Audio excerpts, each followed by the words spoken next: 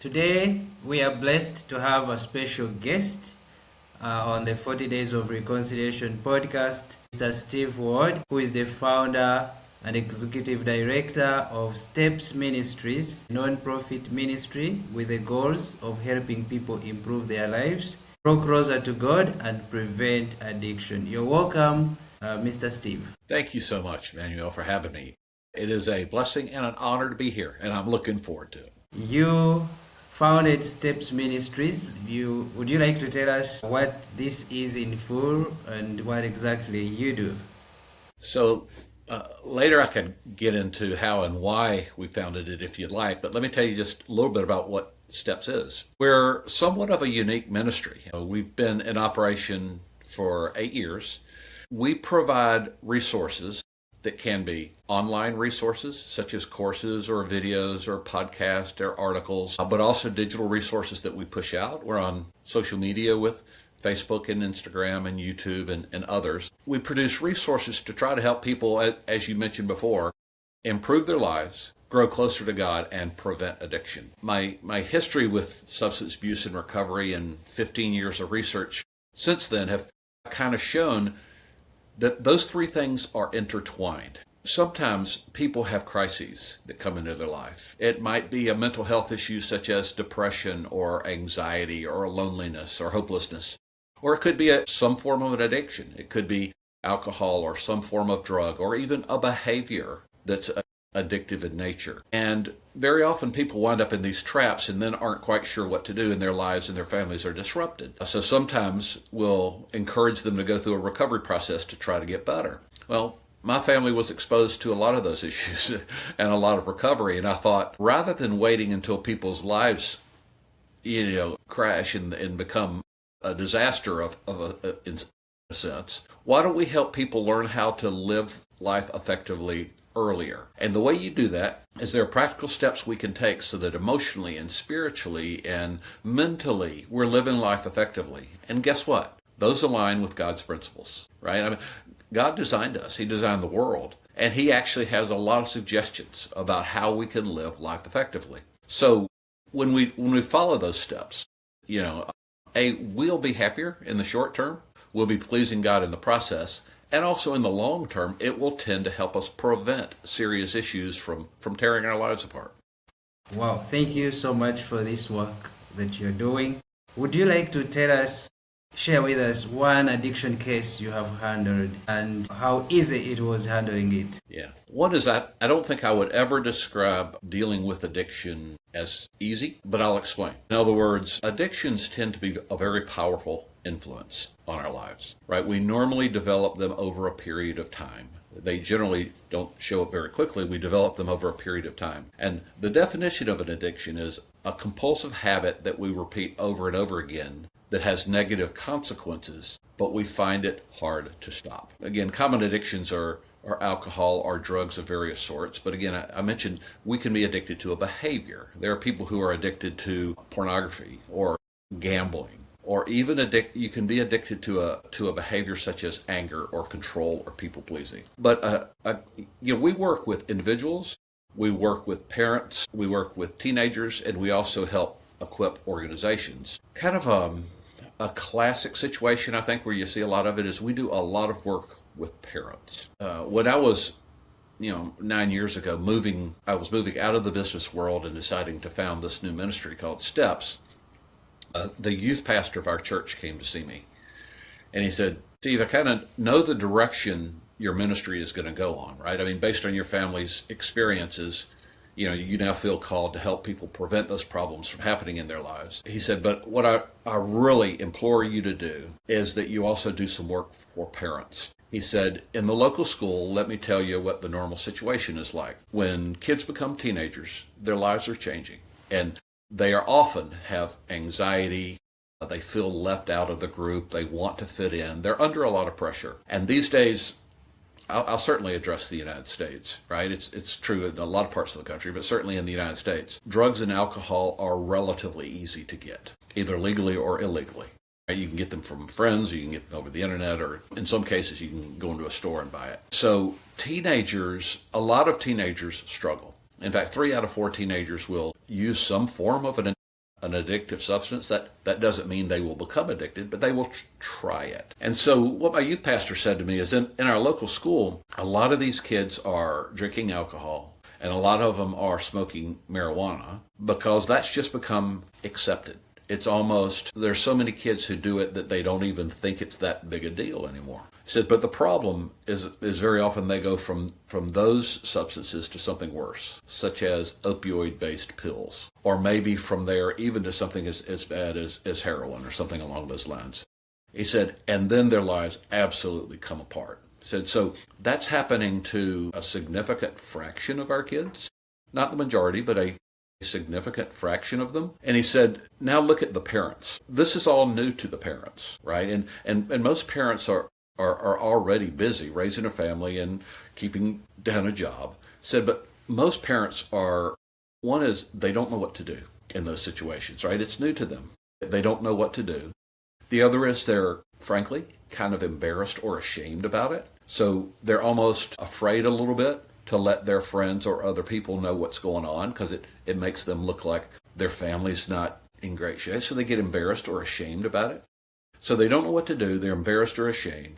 So what do? They keep things to themselves. They hope it's just a phase their kids go through, and they don't do anything specific about it.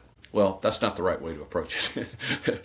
You really have to be proactive and thoughtful in dealing with it. So, but if we take those parents and just say, hey, here are some reasonable things you can do, just as part of your parenting. We have a process called PACES. That's PACES. And each of those letters stands for a concept and a step. The P is for preparation. That's right. So for parents, we say, if your kids are becoming a teenager, if they are now or they will be soon, you need to be prepared for that stage, right? We talk about the challenges their kids are going to be facing, that their kids are going to be changing. So parents need to be prepared that the teenage years are different than the earlier years. The A in PACES is for awareness, which says, one is you need to be very aware of what your kids are being exposed to. Are they being put in positions which are tempting to them? For example, do they have friends who use drugs or who drink alcohol? Or are they going to parties or situations where they'll be exposed to that? But also be aware of what's going on inside of your son or daughter. Now, do they have anxiety? Are they depressed? Do they feel left out? Do they feel alone or even hopeless? So that's what the second step on awareness is about. The third step is the C in PACES. It's called connection. Very often when our kids are young, it's natural for the way that parents interrelate with them. It's fun, right? But as they become teenagers, they're forming their own personality. They tend to separate themselves to a greater degree from their parents, and it becomes harder to stay connected to kids when they're teenagers. And a lot of that is very natural. But that means parents need to be more thoughtful about it, right? You need to move from you need to handle a teenager differently than you handle, a young child, right? You can't just, in an autocratic way, order them around and tell them what to do and what's right and wrong. You want to be more empathetic. You want to try to connect with them what's going on. You want to listen a lot more. And in some cases, yell, preach, or scold less. You really want to know what their world is going on and connect with them there.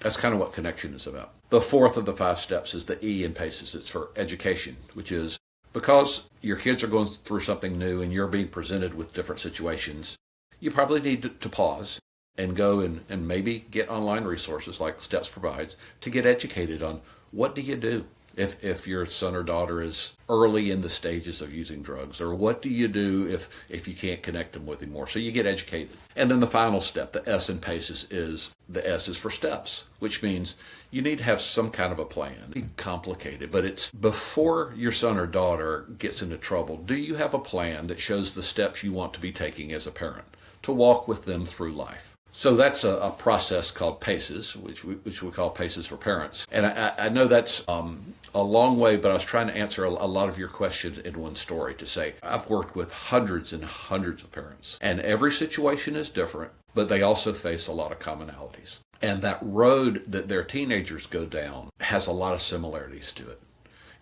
It starts by their son or daughter has something that is hurting them inside, or they're exposed to a temptation, or there's something they're yearning for. In other words, there's a need in their life. And maybe spiritually they're not at a point where they immediately turn to God on it. They turn to something else, right? And an addictive substance or an addictive behavior makes them feel better for a little while. And if their friends are doing it, it helps them fit in. So they feel better for a little while, and so they keep doing it. And then at some point, they can't stop. So those steps of progression that teenagers go through are not unlike the steps of progression an adult goes through. And the main message I'm trying to send is you don't have to be a recovery expert or a counselor or a therapist to help someone or even to help yourself. We call our parenting approach proactive parenting, which just means you need to be proactive and intentional about it. You need to be more aware. You need to be getting educated and work at your connections. So we urge parents in this case, but also individuals to be more thoughtful about how they're going through each day and how they're coping with life's problems so that they make good choices rather than bad choices. Like I said, there have been hundreds of parents who've been at various stages of that story I just told. So those cases are very typical. How do you identify cases that need your attention? That's a good question. I'll say two ways. One is Steps is sort of unique, right, in that we aren't what I call a recovery organization or a treatment organization, right? We don't have a facility where we bring people in and help them deal with drug abuse, as an example. In fact, we're not even primarily attempting to be a coaching organization, right? What we're trying to do is to prepare resources that help other people before problems occur. So the audiences we try to reach are parents of teenagers or preteens, right? Because by definition, the teenage years create a higher degree of risk. So we proactively try to reach out to parents of teenagers and preteens. We also have some resources that if there's an organization, say if your church or your community group has a youth group for teenagers, we have resources where you can work with those teenagers to help them develop life skills so that spiritually and emotionally and mentally and socially, they just learn how to live life the right way. So that's a second audience, right? I said parents of teenagers themselves. And the third is individuals who are already in pain to some degree, or those that are around them, but maybe it hasn't become a crisis yet. So those are really, I think, the big audiences. And we try to reach people proactively ahead of time and help educate and inform a lot of people so that some of them will take advantage of that and then not go down that road, rather than picking individually who is it that's already struggling. Does that make sense? Yes, it does. Do parents look for you or you look for them? Both. In other words, they can look for us. For example, any parent can go to our website, which is lifeimprovementsteps.com, lifeimprovementsteps.com. And on the top menu or on the main homepage, they'll see, hey, I can click on this box and learn more about parenting. And they'll actually see 10 easy to use online courses there that are parenting young kids, parenting teenagers, parenting in a crisis, biblical parenting, grandparenting, so parents can find us. We also seek to find them we're on social media. For example, Facebook and Instagram and YouTube. We're on a couple other channels as well, but those are probably the biggest. So we try to reach, in this case, parents and other individuals where they are. And the third thing we do is we try to support other organizations, right? If there is an organization that deals with parents and families and youth, or if there is an organization that is either a mentoring or a coaching organization that helps people live life better, we're glad to share our resources with them to help them help the people they serve. So I think those are the three ways. One is people find us on our website. The other is we reach out to them digitally through social media and other means.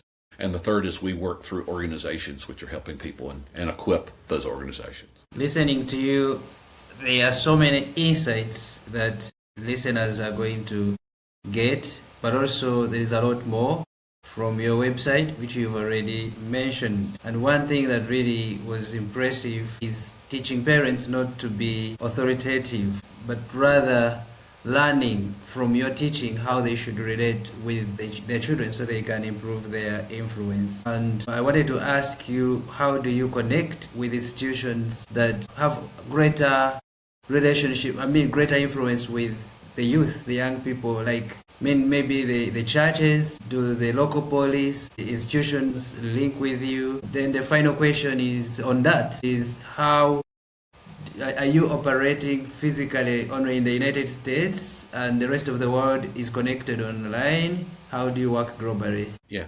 I'll answer the last one first and then go to the other one. Physically, we only operate, I would even say, probably mostly in the state of Alabama, which is southeastern United States, because that's several hundred miles in any direction, so there's only so far we can go. So in terms of doing a class or teaching or speaking in person, we tend to operate in that area. But the good news about the internet, right? So our online resources and digital resources we send out can help anybody, right? Anyone, anywhere in the world, right? Anyone who has access to the internet, right, we can serve. So that's the answer to where do we operate. In terms of reaching youth directly, my answer there is a little bit different than what I gave to parents, because our primary way to reach youth is to try to help and equip organizations that are already helping youth. For example, a lot of churches will have a youth group of their teenagers who get together, and maybe there is an elder or a youth pastor who looks after them. Or sometimes there's a community organization that gets teenagers together. Or in some cases, there are people who like to mentor teenagers. So those organizations which are trying to help teenagers, in those cases, we would supply our resources to them. And they can use them in a classroom type environment, or they can use it in a small group, or they can even use them in a kind of a one-on-one mentoring environment. So we actually are not trying to do much to reach teenagers directly, but in those cases, we try to help organizations that are helping teenagers. Yes, perhaps at this point, do you have one praise incidents that you know really this worked effectively that you could share with us? Well, the one that's easiest and closest home to me is frankly to talk about my own family. My wife and I have 2 sons, and 3 of the 4 of us struggled with substance abuse and some form of mental health issues over the years, right? I was an alcoholic for many years. My wife struggled with alcohol, and our older son, when he became a teenager, got into both drugs and alcohol because of the people he was hanging around. So at times for our family, it was very dark for us. It was hard. But now it led me to change my life and leave the business world and start a nonprofit ministry. So it sent me in a whole new direction, because I got so excited about the fact that recovery actually works. And you can not only treat some of these issues, in many cases you can prevent them. And that God is so omniscient, right, that he knows, he designed us, right? So he knows what is best for us to live. And that if we follow his guidance and live right on a day-to-day basis, we'll tend to avoid those things. So every day I feel blessed and thankful for that. I think my wife would say the same, right? There was a time when our boys got old enough to leave the home, when sometimes for moms that can become a period where they may face some depression, right? Because their sense of purpose has been their kids for a while. And if the kids are gone, it's hard to find it. So she went into a period of depression, and she used alcohol to feel better for a while. But now she's a joyful person who's very engaged in recovery and in helping other women. And then I'll close with what is so exciting to me is our older son. For 10 years, he struggled, and it was very, very hard. There were times when we didn't know what was going to happen with him. But for about the last 8 years or so, he's been doing great. And he is now working and being extremely productive and has a great job. He got married about 3 years ago, and a year ago, he gave us our first grandchild. And so he's a wonderful dad and a wonderful son, and he and I will have this conversation before. And I would want anyone who's listening who may be struggling to listen to this. I'll say to my son, I say, son, you have now become the man that God created you to be, not just in spite of the problems you faced, but in many cases because of them. In other words, God in his wisdom can use what seem to us to be our deepest trials to shape us in ways that can be absolutely transformational in nature. So for anyone who's struggling, or if you're close to someone who does, I hope that you'll know these few things. One is, it's okay not to be okay, but you don't have to stay that way. If you have depression or anxiety or an addiction, you may feel a sense of shame. And that may tend to make you feel so bad that you want to continue your habit, and you don't reach out for help because you're embarrassed about it. Millions and millions of people are struggling these days. You're not that unusual. Everybody's struggling, but they just hide it from others. So it's okay that you're not okay, right? God knows right where you are. but you don't have to stay that way. And there are steps you can take to move in the right direction. I also want to encourage you that even though your situation may seem desperate, there are millions of people who have been right where you are. Not the exact same circumstances, but the same types of problems. And millions of them have gotten better. And the third thing I'll say is you can have hope, right? You can have a realistic assurance of a positive future because there are things you can do to move in the right direction. Other people have done it. And God knows exactly where you are. He will be with you every step of the way. And he will walk with you, as you learn, day by day, step by step, to deal with those issues and learn to live life better. So for those people who are struggling, or someone who is, life can get better. There's nothing magic about it that we can do, right? God is supernatural. God can do what he wants to do. But normally it will take a period of time to work our way through these problems. But if you hang in there and persevere and keep taking small steps in the right direction, life can get better. And when it does, you'll look back and it will become just a sense of thankfulness for you. That through God's grace, you've gone through that. And you'll also find that you're now a different person. That you're more humble and caring and compassionate of others because of what you've been through. So I hope that's encouraging and giving hope to anyone who's struggling. Very much. And as we come to the conclusion of this podcast, once more, kindly, where do we find these resources? I know you've already done that, but if you don't mind, just please, once more. Yeah, I'm glad. Everybody wants to take steps to improve their life, right? So just remember, lifeimprovementsteps.com. It's all together. So it's lifeimprovementsteps.com. lifeimprovementsteps.com. It's been a pleasure hosting you on the 40 Days of Reconciliation podcast. Thank you so much, Mr. Steve Ward. Thank you. I've enjoyed it. Thank you for having me.